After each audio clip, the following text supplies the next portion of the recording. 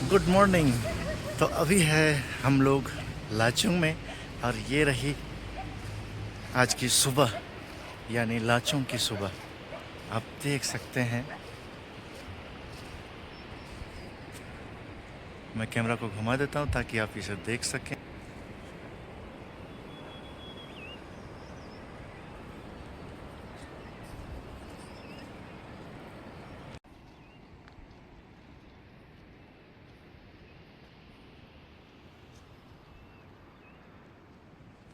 यहाँ से हम लोग लाचुंग के लिए, लाचुंग में है ही, यहाँ से फिर हम लोग 0 पॉइंट के लिए निकलेंगे और वहाँ का नज़ारा देखेंगे। तो बने रहिए वीडियो पर, मैं आप सबों को ले चलूँगा जहाँ पर बर्फ़ मिल जाएगी। तो वीडियो में बने रहें, तब तक के लिए बाय बाय।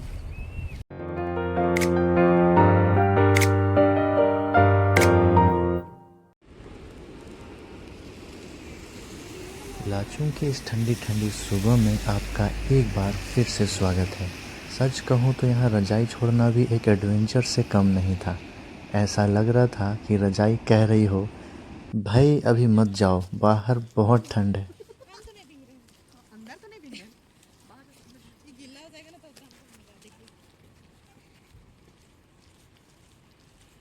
फ्रेश होने के बाद हमारे पास थोड़ा समय था, तो हमने सोचा कि क्यों ना आसपास की जगहों को थोड़ा पैदल घूम कर देखा जाए। हम पास की एक छोटी सी दुकान की ओर निकल पड़े। रास्ते में पहाड़ों की ऊंचाइयों से बहते हुए छोटे झरने, ठंडी हवाएं और चारों तरफ फैली प्राकृतिक खूबसूरती देखकर मन पूरी तरह खुश हो गया। ऐसा लग रहा था मानो प्रकृति खुद हमारा स्वागत कर रही हो। थोड़ी देर घूमने और इस खूबसूरत सुबह का आनंद लेने के बाद अब आगे बढ़ने का समय हो गया था। हमारी सुमो गोल्ड पूरी तरह तैयार खड़ी थी, जिसमें हमने अपना नॉर्थ सिक्किम टूर पैकेज लिया हुआ था। अब शुरू होने वाली थी हमारी नॉर्थ सिक्किम की सबसे रोमांचक यात्रा जेकू फयाक की ओर। आगे रास्ते में बर्फ से ढके पहाड़, झरने और ऐसे नज़ारे मिलने वाले हैं जिन्हें देखकर आप भी कहेंगे, यार जिंदगी में एक बार तो आना बनता है।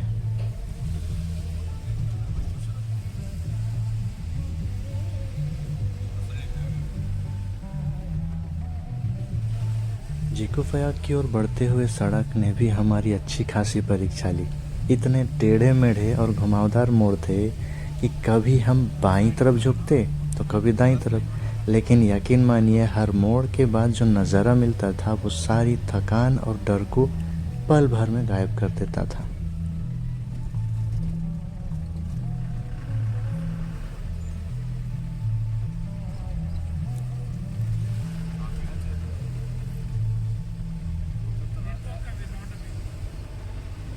जेकू फयाक की ओर बढ़ते बढ़ते अचानक हमारा सामना हुआ एक उफनती हुई नदी से। पिछली रात हुई ज़बरदस्त बारिश ने नदी का मिजाज पूरी तरह बदल दिया था। पानी इतनी तेज़ रफ्तार से बह रहा था कि देखकर लगा अगर इसमें चप्पल भी गिर जाए तो वो सीधे अगली छुट्टी में ही वापस मिलेगी। नदी के बीचों बीच पड़े विशाल पत्थर बता रहे थे कि ऊपर पहाड़ों से पानी कितनी ताकत के साथ आया होगा। आसपास कहीं कहीं टूटे हुए शेड्स भी दिखाई दे रहे थे, जो इस बात का सबूत था कि प्रकृति जब अपना रौद्र रूप दिखाती है तो इंसान की बनाई चीज़ें ज़्यादा देर टिक नहीं पाती। उस पल एहसास हुआ कि पहाड़ जितने खूबसूरत होते हैं उतने ही शक्तिशाली भी। इसीलिए यहाँ घूमने आए, लेकिन मौसम और स्थानीय प्रशासन की सलाह का हमेशा ध्यान रखें।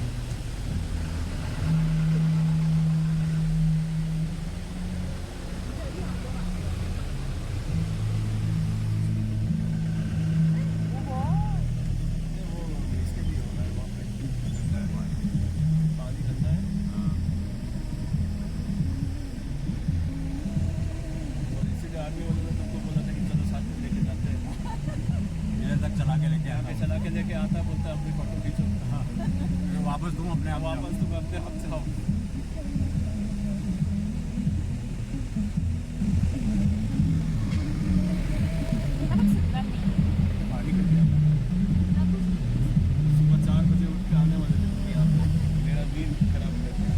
थोड़ा आगे बढ़े तो रास्ते में एक नया पुल बनता हुआ भी दिखाई दिया। पहाड़ों के बीच इतना बड़ा निर्माण कार्य देखकर अच्छा लगा।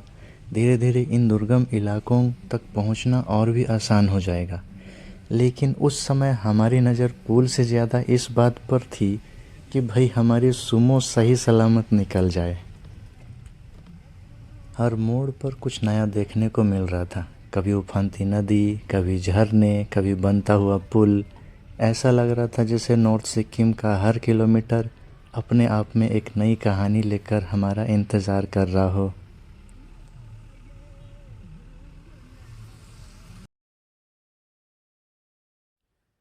दोस्तों, नॉर्थ सिक्किम की सड़कें देखकर एक बात तो समझ आ गई, यहाँ सड़कें सीधी होने की कसम खाकर बनी ही नहीं है। एक मोड़ ख़त्म नहीं होता कि दूसरा हमारा इंतज़ार कर रहा होता है।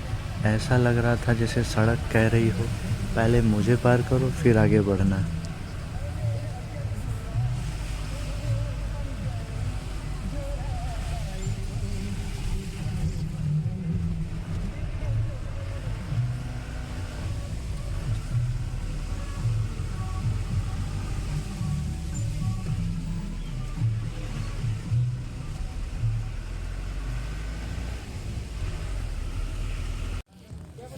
काफ़ी घुमावदार रास्तों और शानदार नज़ारों का आनंद लेते हुए आखिरकार हम पहुंच गए लाचुंग व्यू पॉइंट।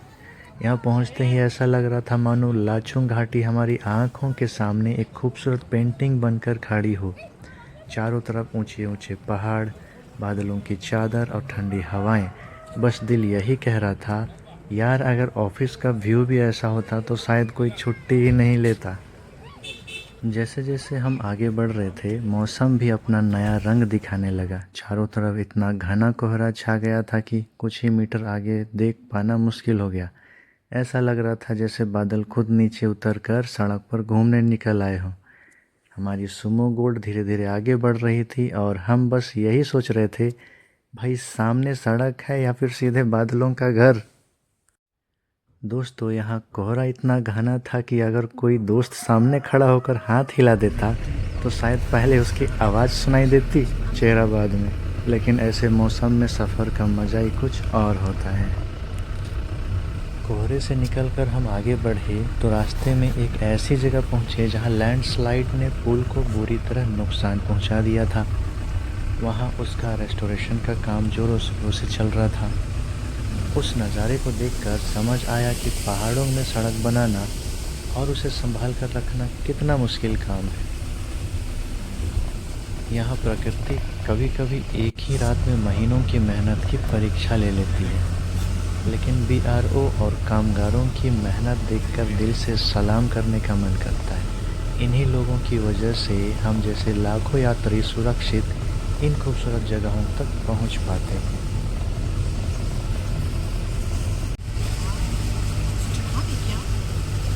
दूर से ही एक शानदार झरना दिखाई दे रहा था। उसका नज़ारा देखकर कैमरा तो तुरंत ऑन हो गया, लेकिन दिल कह रहा था भाई ज़रा गाड़ी भी तो रोक दो, सिर्फ वीडियो से काम कैसे चलेगा।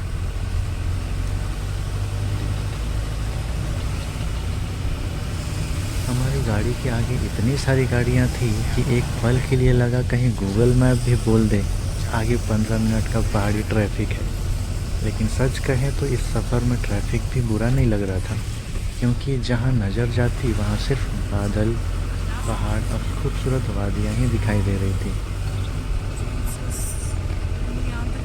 एक के पीछे एक चलती गाड़ियों का लंबा काफिला, ऊंचे ऊंचे पहाड़ और बादलों से घिरा रास्ता। ऐसा लग रहा था जैसे किसी एडवेंचर फिल्म का काफिला अपनी मंजिल की ओर बढ़ रहा हो।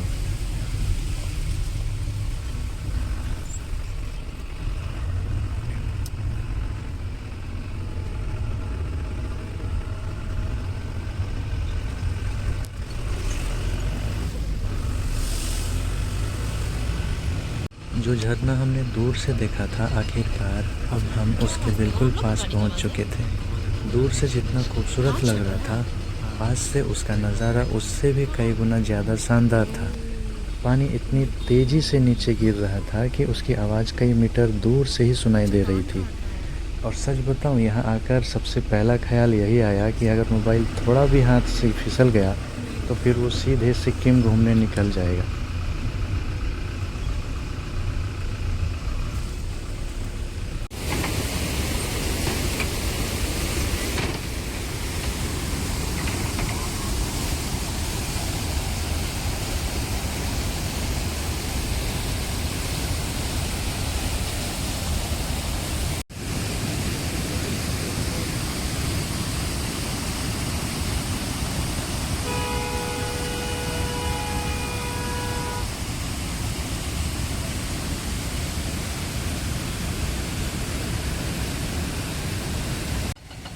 झरने की खूबसूरती का आनंद ले ही रहे थे कि तभी हमारी नज़र एक विशाल पोकलेन मशीन पर पड़ी। वो बड़ी बड़ी चट्टानों को तोड़कर नए पुल का रास्ता तैयार कर रही थी। इतनी बड़ी बड़ी चट्टानों को वो ऐसे हटा रही थी जैसे हम घर में रास्ते से प्लास्टिक की कुर्सी हटाते हैं। लेकिन मजाक अपनी जगह है। इन कठिन पहाड़ी इलाकों में नया पुल बनाना बिल्कुल आसान काम नहीं है।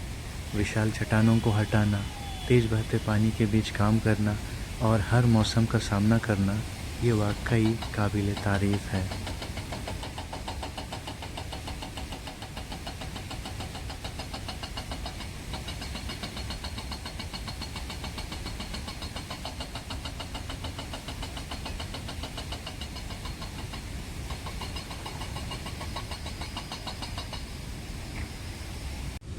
और दोस्तों, आखिरकार हम पहुंच गए जीको फ़याक। सबसे पहले हमारी नज़र पड़ी बाबा हरभजन सिंह जी के छोटे लेकिन बेहद सुंदर मंदिर पर। कहते हैं कि बाबा हरभजन सिंह आज भी इस सीमा क्षेत्र की रक्षा करते हैं और भारतीय सेना के जवानों का मार्गदर्शन करते हैं।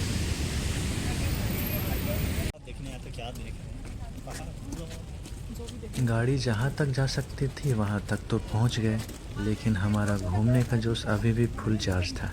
इसीलिए हमने सोचा चलो थोड़ा पैदल ही आगे बढ़ते हैं। सच बताओ दोस्तों, उस पल ऐसा लग रहा था जैसे हम धरती पर नहीं बल्कि बादलों के किसी VIP एरिया में घूम रहे हों। चारों तरफ सिर्फ प्रकृति ही प्रकृति और हम बस हर पल को जी रहे थे। कई बार कैमरा जेब में रखने का मन करता था, क्योंकि कुछ नज़ारे सिर्फ आँखों और दिल में कैद करने के लिए ही बने होते हैं। लेकिन फिर याद आया, आप लोगों को भी तो ये खूबसूरती दिखानी है, इसीलिए कैमरा फिर से ऑन हो गया। पूरे इलाके में भारतीय सेना के कई केंद्र बने हुए थे। आखिर यह कोई सामान्य पर्यटन स्थल नहीं बल्कि देश की संवेदनशील सीमा के बेहद करीब का इलाका है। इनकी सीमा यहाँ से ज़्यादा दूर नहीं है, इसीलिए सुरक्षा के कड़े इंतज़ाम हर जगह नज़र आते हैं। वहीं मैगी भी बिक रही थी।